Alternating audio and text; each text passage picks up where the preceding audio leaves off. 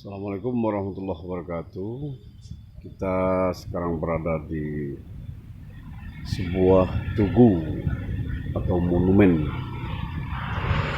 sejarah Perang Panta yang terjadi pada tahun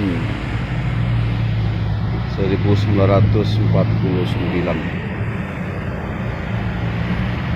Ini lokasinya berada di Nagari Sari, Kecamatan Sungai Pua, Kabupaten Agam. Konon kabarnya lokasi ini dulunya adalah tempat penyergapan sisa-sisa perang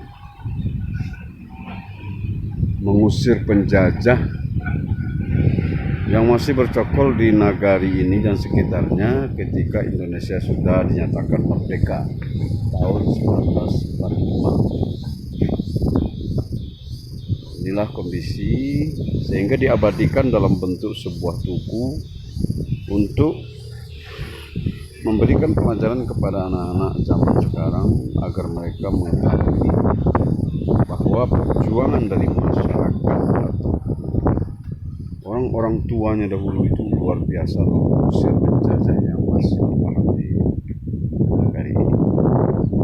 Semuanya itu diprakarsai oleh putra-putra Nagari Sari ketika 1949 itu terjadi. Inilah momen, dan pada kita boleh berkunjung ke sini karena ada sejarah singkat yang diberikan di tugu ini.